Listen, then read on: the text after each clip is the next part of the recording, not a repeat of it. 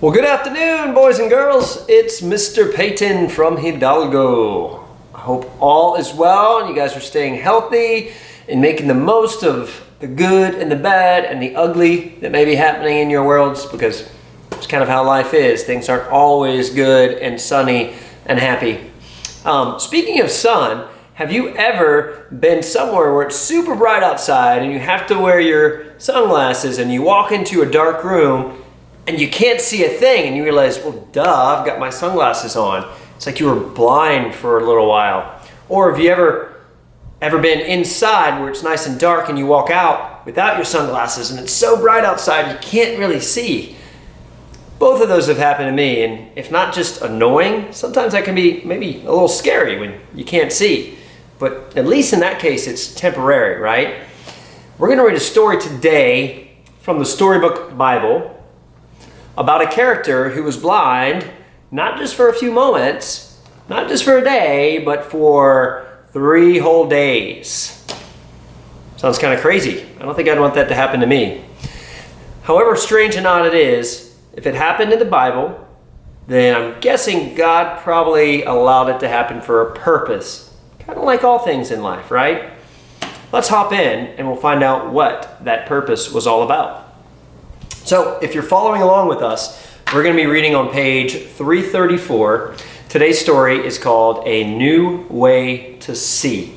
And it's taken from the book of Acts, Acts 6 through 9 and 12 through 28, with some references to Colossians 2 and Romans 8 and Ephesians 2.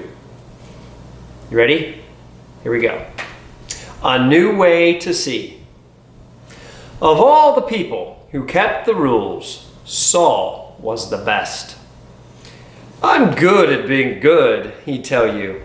He was very proud, and he was very good, but he wasn't very nice. You see, Saul hated anyone who loved Jesus. He traveled around looking for them. He wanted to catch them and put them in prison. He wanted everyone to forget all about Jesus. He didn't believe Jesus was the rescuer, and he didn't believe that Jesus was alive either. You see, Saul had never met Jesus. So one day, Jesus met Saul. Here we go. Picture of our main character there, Saul or Saulo. Saul was on his way to Damascus. That's a city in the Middle East, when suddenly a dazzling light flashed like lightning. It was brighter than the sun. It was too bright. Saul shielded his eyes and fell to the ground. He heard a loud voice. It was too loud. It gave him a headache. Saul, Saul, said the loud voice, why are you fighting me? Lord, Saul answered, where are you? Who are you? I am Jesus, said the voice. When you hurt my friends, you are hurting me too. Saul's whole body trembled. Go to the city, Jesus said, and I'll tell you what to do. Here's Saul falling to the ground. I think I'd be pretty scared too if that happened to me. Woo! When Saul opened his eyes again, he couldn't see. His helpers had to hold onto his hand and lead him like a little child. Saul was blind for 3 whole days. And yet, it was as if he were seeing for the very first time. Meanwhile, there was a man named Ananias. I should say that again. Ananias, who loved Jesus. Jesus came to him in a dream. Go to Saul and pray for him, and I will make him see again. Ananias knew all about Saul and how he hated Jesus' followers. Lord, he has come to hurt us. But Jesus told Ananias, Saul is the one I've chosen to tell the world who I am. So, what do you think Ananias did? Think he disobeyed Jesus, or do you think he obeyed Jesus? He obeyed Jesus. In fact, he went to Saul. Brother Saul, Ananias said, it was Jesus you met on the road. And Ananias started praying for Saul. Suddenly, Saul could see again, but he saw everything differently. He wasn't mean anymore. He even changed his name from Saul to Paul, which meant small and humble, the very opposite of proud. And you know what Ananias' name means? The Lord is full of grace. And grace is just another word for a gift, which is funny because that's just what's, Paul's message was all about from the beginning.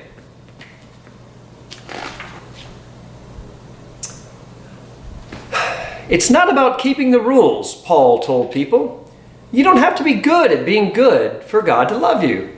You just have to believe what Jesus has done and follow him. Because it's not about trying, it's about trusting. It's not about rules, it's about grace, God's free gift that cost him everything. Well, what had happened to Paul? He had met Jesus. Paul got a new job. He called himself a servant and traveled everywhere telling everyone about Jesus. He got shipwrecked 3 times. I think being shipwrecked once would be bad enough. 3 times. Woo. What else? He even ended up in prison. God loves us, he wrote from prison. Nothing can ever, no, not ever, separate us from the never stopping, never giving up, unbreaking, always and forever love of God he showed us in Jesus. Wow. Kind of amazing he'd be writing something like that when he's in prison. And I'm pretty sure back in the day, like 2,000 years ago when you were in prison, it wasn't like the ones that have the workout yards and the TVs and the nice meals. It's probably pretty dirty and dark and not a fun place to be. So amazing that he was having this attitude and trusting God to still share about his rescue plan. Pretty cool. And so it was, just as God had promised Abraham that dark night all the years before, the family of God's children grew and grew until one day they would come to a number more than even all the stars in the sky. Well, I think that's a pretty cool story. I think it's a pretty good testament, or proof is another word for that, to show how much God can change someone's heart. Here was Saul, who was so full of himself. He was so proud. He was all about persecuting Christians and stopping them and throwing them in prison, people who believed Jesus, that when God worked in his heart and he humbled himself to God, he became humble. He became not proud and turned his focus to serving God and wanting to lift others up instead of lifting himself up. God has that kind of power to change each and every one of us. Me, you, even the meanest kids that we know, even grumpy adults. God has all kinds of power. So don't forget that as you guys go out in the world and interact and see other people that maybe aren't always nice to you. Maybe you can pray for them that God will change their hearts just like he's changed Saul's. Or maybe there's something in your heart that's making you angry or proud. Maybe you can ask God that he change your heart and help you know how much he loves you and change you as well. Something to think about. Till I see you next time.